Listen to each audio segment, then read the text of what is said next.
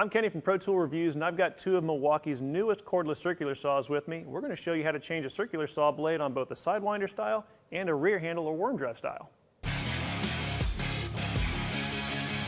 Thanks for clicking on our video. We hope you enjoy it and we hope you find it helpful. While you're here, consider helping us out by hitting the subscribe button and give us a thumbs up if you like what you see. Once you're finished watching this video, check out some of our other Training the Apprentice series, like the video that we have on how to make perfect cross cuts and 45-degree miter cuts using a speed square.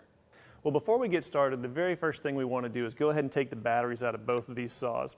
Even though they have safety triggers on them, we don't want to run the risk of that saw blade coming on while we're making the blade change. So just a smart thing to do if you're using a corded saw, just unplug it first. It's better be safe than sorry. We're going to start with our sidewinder style or blade right style.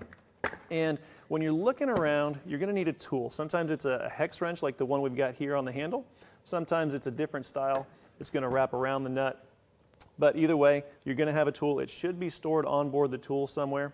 And then somewhere around the blade, you're going to find a button like this one. It might be oriented here, further toward the back, but that's going to lock the blade. So once you push that down, as you're rotating the blade around, you'll kind of feel it slip into place, and that's when you know it's locked. Now, a lot of people don't know which direction to turn this nut to loosen it, and sometimes there's a little arrow on there, but like on this model, there's not. So to loosen it, it's going to go the same exact direction as the blade rotation, so you can tell by the direction the teeth are pointed that this blade comes around this way. There's also an arrow marking on the housing here. So that's the same way I want to rotate this in order to loosen it. And there, feel it pop, feel that blade lock pop into place, and now I can loosen my nut and drop it on the floor.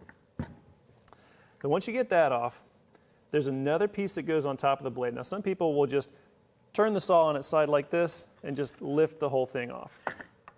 Now when you do that, just make sure that you take this piece off and set it down where you can retrieve it. Now if you note the way that the blade was when you took it off, you're going to install your new blade in the exact same orientation. But if you're not really sure, take a look on the blade itself. You'll see an arrow here telling you which direction this blade should rotate, and you'll see a directional arrow on the blade cover or the blade guard somewhere. Those two need to be matching. So if you're not sure, just remember that a circular saw, the teeth always cut in an upward motion. Okay? So we'll get that on there. And on most blade right saws like this one, it's pretty handy because the label on the blade matches with the saw, so it looks like it's on the correct side. It looks like it's on the prettier side, if you will. All right, and when you're ready to put the nut back on, you can hand thread it at first. And obviously this is just going to go on the opposite direction that it came off. So when I'm tightening it, just remember you're now going opposite the rotation of the blade. And when you're doing this, again, engage that blade lock with your thumb on the back side and just hand tighten it. Make it snug, but you don't want to make it super tight. This whole mechanism is designed to hold that blade for you. You shouldn't need to put a lot of torque into it, and you definitely shouldn't need to use a drill or an impact driver.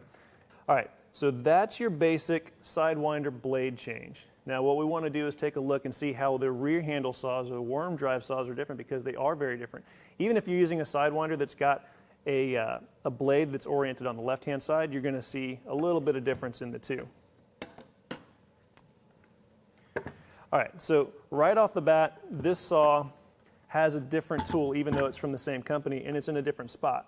So I've got a wrench hiding here underneath the handle, and notice that these are going to wrap around the nut instead of that little hex wrench that we used to loosen the other one. So same basic idea here. You've got a blade lock right here above the motor housing, and we're going to rotate our blade around until we feel it slip into place right there. And same idea, remember we want to loosen the nut the same direction that the teeth are going, so it's the opposite direction this time.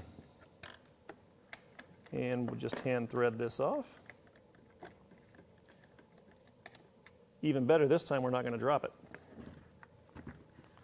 Move that guard out of the way and slide this off. Now, one of the things that I want to point out is notice the difference between the blade that came off the Sidewinder and the blade that came off of the rear handle. This has the diamond knocked out of the blade. Okay? The higher torque of a worm drive or a rear handle saw means it uses a different arbor style. Well, your circular saw blade comes with this kind of perforation around the arbor, and we got to get that out, but it's not something you can just push out with your thumb. So you're going to need a pair of pliers for that. Needle nose pliers work great. So does standard pair, as long as you can get it inside that arbor hole. And you just have to twist it, and you're basically waiting for the metal fatigue to set in so that it pops out cleanly. And there we go. So now we've got our diamond knocked out. And notice again, we've got our blade rotation mark here, and we've got rotation marked here. Now these are going in opposite directions this time. If I put the blade on with the label side out, what I'm going to end up with is a circular saw blade that's running in the wrong direction. Now you can actually cut with that. I've done it before. It's not pretty and it's not safe. Some pros actually use that intentionally when they're cutting hardy board, but not wood.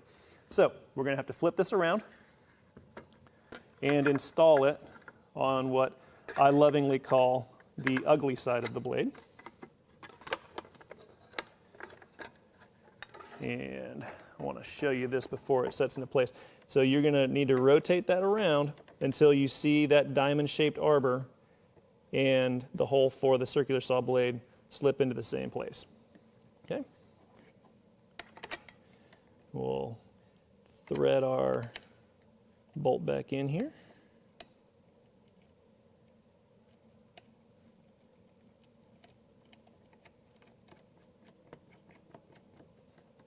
And then again, just verifying that, notice the teeth on our blade, they're pointing up because the circular saw is going to cut upward, and we've got our arrow mark here. So if you're not sure, again, the power's off on this, so you can go ahead and rotate it around and see that for yourself.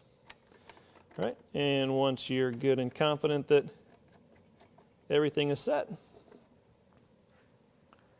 go ahead and tighten your blade down. Again, just hand tight is good. You don't need to use an impact driver to do that. Then be kind, put the tool back where you found it, especially if you're sharing the saw with somebody else. So we've successfully changed our blade on both the Sidewinder style and the rear handle style. If you have any questions, feel free to ask them in the comments below. We'd love to help you out as you're learning how to use these kinds of tools better. As always, thanks for watching. Help us out by subscribing to our channel below. If you enjoyed what you saw, hit that like button and turn on notifications to stay up to date on our latest videos.